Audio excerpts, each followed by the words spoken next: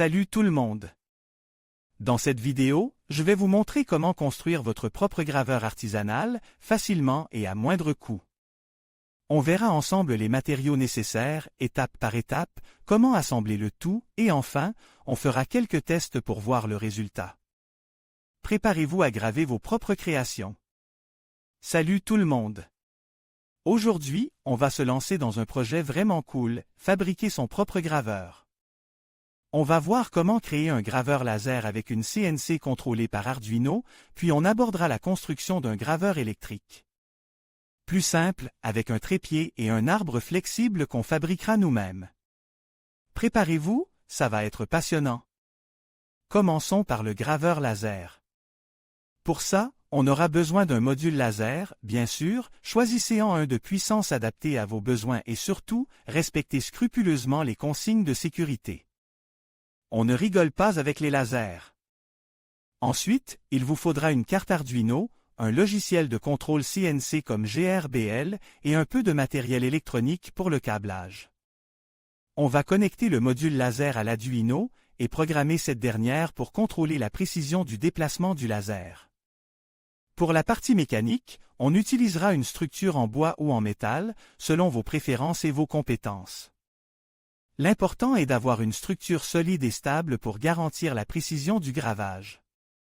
On va monter des moteurs pas à pas sur cette structure, qui seront contrôlés par l'Arduino via les drivers appropriés. N'oubliez pas les courroies et les poulies pour la transmission du mouvement. Le réglage de la tension des courroies est crucial pour une bonne précision. On va aussi avoir besoin d'un logiciel de conception assisté par ordinateur, KO, pour créer vos designs et un logiciel de découpe. Pour générer le code G que l'Arduino utilisera pour contrôler les moteurs. Le calibrage du système est une étape essentielle, il faudra prendre le temps de bien le faire pour obtenir des résultats précis. On va tester le système avec des gravures simples au début, pour bien comprendre comment il fonctionne et peaufiner les réglages. On pourra ensuite passer à des projets plus complexes. N'hésitez pas à consulter des tutoriels en ligne pour vous aider avec le câblage, le code Arduino et le logiciel de contrôle CNC. Passons maintenant à la fabrication du graveur électrique. Cette version est plus simple à réaliser, idéale pour les débutants. On va utiliser un petit moteur électrique, de préférence à faible vitesse pour plus de précision. On le fixera sur un trépied robuste pour assurer la stabilité du système. L'arbre flexible sera l'élément clé de ce graveur. On va le fabriquer nous-mêmes, en utilisant un tube flexible et un mandrin pour fixer l'outil de gravure. On peut utiliser une aiguille, un petit foret ou une pointe en fonction du matériau que l'on souhaite graver. L'idée est d'avoir un système simple et maniable qui permet de contrôler facilement le mouvement de l'outil. Le trépied doit être suffisamment stable pour éviter les vibrations et garantir la précision du gravage. On peut le construire en bois ou en métal, en fonction de vos préférences. L'important est qu'il soit solide et réglable en hauteur. Pour l'arbre flexible, on peut utiliser un tube en plastique ou en métal flexible et on le fixera solidement au moteur et à l'outil de gravure. On peut utiliser de la colle forte ou des attaches mécaniques pour assurer une fixation solide. Ici aussi, le réglage de la vitesse du moteur est important pour obtenir un résultat propre et précis.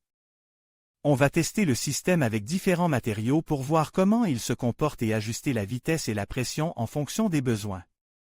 Enfin, on va détailler la fabrication de l'arbre flexible. On peut utiliser un tube en plastique flexible, facilement trouvable dans le commerce. La longueur du tube dépendra de la taille de vos projets de gravure. L'important est d'avoir un tube suffisamment flexible pour permettre des mouvements précis, mais suffisamment rigide pour éviter les vibrations excessives. On va ensuite fixer le tube à un mandrin qui permettra de fixer l'outil de gravure. On peut utiliser un mandrin en métal ou en plastique, en fonction de la taille de l'outil. La fixation doit être solide pour éviter que l'outil ne bouge pendant le gravage. On peut utiliser de la colle forte ou des attaches mécaniques pour assurer une fixation solide. On peut également ajouter un système de serrage pour ajuster la tension du tube et ainsi contrôler la rigidité de l'arbre flexible. L'ajustement de la tension est important pour obtenir une bonne précision de gravure. Une fois l'arbre flexible termine, on pourra le fixer au moteur du graveur électrique et commencer à graver. Salut tout le monde! Aujourd'hui, on va se lancer dans un projet vraiment cool, fabriquer nos propres graveurs artisanaux à la maison. On va explorer plusieurs méthodes, alors accrochez-vous. Commençons par l'assemblage d'une machine à graver.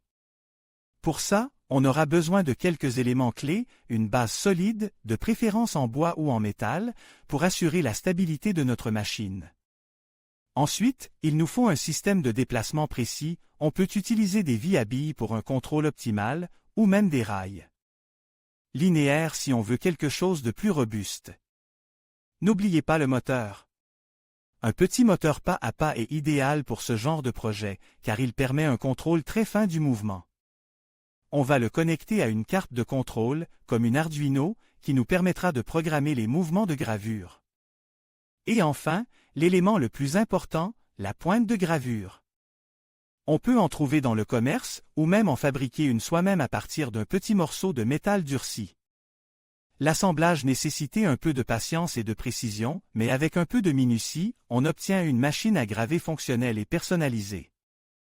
On va prendre le temps de détailler chaque étape, de l'assemblage de la base à la connexion du moteur, en passant par le réglage de la pointe de gravure. On verra aussi comment calibrer le tout pour obtenir des résultats précis. Passons maintenant à la fabrication d'une mini-perceuse à partir d'un moteur. On peut utiliser un vieux moteur de jouet, ou même récupérer un moteur de disque dur d'ordinateur. L'important, c'est qu'il soit suffisamment puissant pour faire tourner notre forêt. On va le fixer solidement sur une base, et on y ajoutera un mandrin pour pouvoir changer facilement de forêt. Pour le contrôle de la vitesse, on peut utiliser un variateur de vitesse, ce qui nous permettra d'adapter la vitesse de rotation à la matière que l'on grave. On peut aussi ajouter un système de refroidissement, par exemple un petit ventilateur, pour éviter que le moteur ne surchauffe. On va voir comment adapter le moteur, comment fixer le mandrin, et comment réaliser un système de contrôle de la vitesse simple et efficace. On testera le tout sur différents matériaux pour voir les résultats. Ensuite, on va se pencher sur la création d'un Dremel fait maison à partir d'une perceuse et d'un mixeur. Oui, vous avez bien entendu. On peut utiliser une vieille perceuse et un vieux mixeur pour créer un outil de gravure polyvalent. On va démonter la perceuse et le mixeur pour récupérer les éléments essentiels, le moteur de la perceuse et le système de fixation du mixeur. On va ensuite assembler le tout pour créer un outil compact et puissant. On verra comment adapter les pieces, comment assurer la sécurité de l'ensemble, et comment utiliser cet outil pour graver différents matériaux. On explorera les différentes possibilités offertes par cet outil hybride en jouant avec les vitesses et les accessoires. Enfin, on va voir comment fabriquer un graveur à partir d'une imprimante 3D. Cette méthode est un peu plus complexe, mais elle offre des possibilités infinies. On va utiliser le système de déplacement de l'imprimante 3D pour contrôler la position de la pointe de gravure. On devra modifier le firmware de l'imprimante pour pouvoir contrôler la pointe de gravure au lieu de la buse d'impression. On va aussi adapter la pointe de gravure au système de l'imprimante. C'est une méthode plus avancée, mais elle permet de réaliser des gravures très précises et complexes. On détaillera chaque étape, de la modification du firmware à l'adaptation de la pointe de gravure, en passant par les réglages nécessaires. Pour obtenir des résultats optimaux. On verra aussi comment utiliser des logiciels de conception assistés par ordinateur, KO, pour créer nos propres designs de gravure.